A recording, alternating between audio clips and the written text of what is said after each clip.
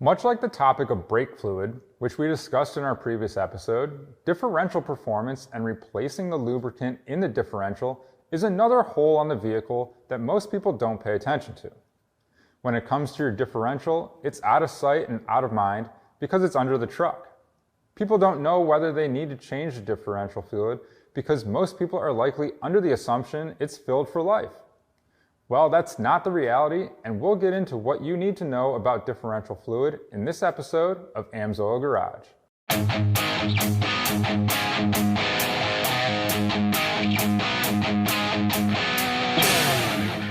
Hey guys, I'm Greg Jones for Engine Builder, and in today's episode of AMSOIL Garage, we're talking about differentials and synthetic lubricants.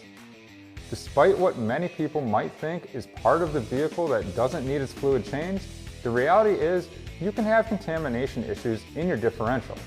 All these differentials have breathers on them, and those breathers don't have 2-micron filters or any filter on them for that matter.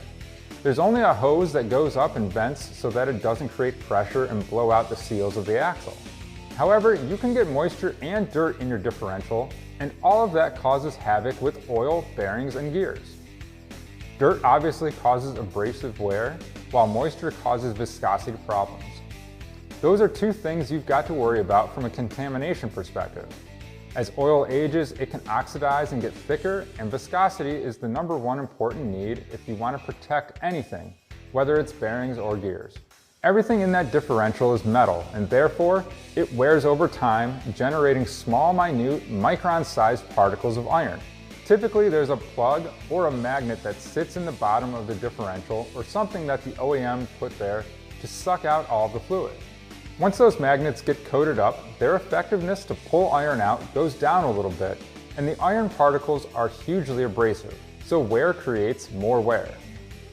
Because of these types of things inevitably occurring within your differential, changing the fluid out to remove what's stuck on that magnet and the small particles floating around in solution is a good thing to do. A differential has a pumpkin in the back, which holds a bunch of fluid that lubricates the ring and pinion. But then you have wheel ends, and they're separated by roughly 3 feet from the wheel end to the actual diff, where most of the fluid sits. That fluid volume is at a level in which some of it flows to the outside, but the reality is that the wheel ends do not get good cycling of fluid like the differential does. Because of that, the oil that could sit at that bearing gets taxed way more than the majority of the fluid that sits at the pumpkin. So you want to get that stuff out. It's not enough to just pull the diff cover off. You've got to jack up the one side, let the oil flow towards the center, drain it out, and repeat the process on the other side. Then, when you put the cover back on and fill it, you've got to make sure you're getting the right volume back out to each wheel. Just like when you drain the diff fluid, you should jack up one side of your vehicle to get some fluid volume over there, and then jack up the other side to get some fresh fluid volume there too. That process ensures you're good to go because it'll find its own equilibrium once you're driving around. Again, your differential fluid doesn't last forever, especially when you consider that differential fluid can see temperatures in the range of 230 to 260 degrees. When your diff cools off, condensation forms and air is sucked into that fluid. When your diff gets hot again, some of that moisture should burn off, but not all of it will dissipate. Following the process to drain and refill your diff fluid is important to note, as that fluid is exposed to the environment over time. For those reasons too, you need to make sure there's enough corrosion protection in that oil that also protects the internal components in there from developing rust spots. Normal differential fluid service intervals for cars and trucks is 100,000 miles.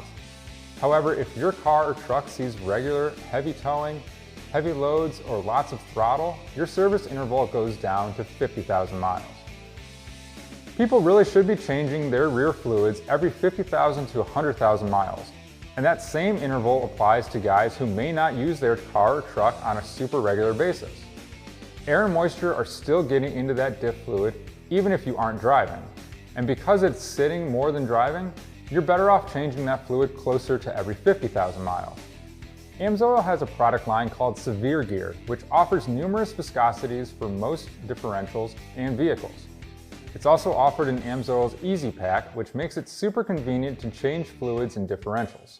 The fluid inside is a synthetic base oil, which offers great protection for that rear diff in terms of heat management, oxidation reduction, maintaining viscosity, and can be in the differential for longer. The product also has additional chemistry to protect the diff from metal-to-metal wear, corrosion, and reduce foam as that oil gets whipped around. Remember, it's not as daunting of a task as many people think it is, especially if you have drain plugs in your differential. If your diff doesn't have a drain plug, there are diff covers available that you can change to, such as those from Banks Power. In most cases, the job only takes 20 minutes. Well, that does it for this episode of AMSOIL Garage. Be sure to like, comment, and subscribe if you haven't already. Visit AMSOIL.com for all your vehicle's fluid needs, and for more engine content, please visit EngineBuilderMag.com. Thanks for watching, and we'll see you guys next time.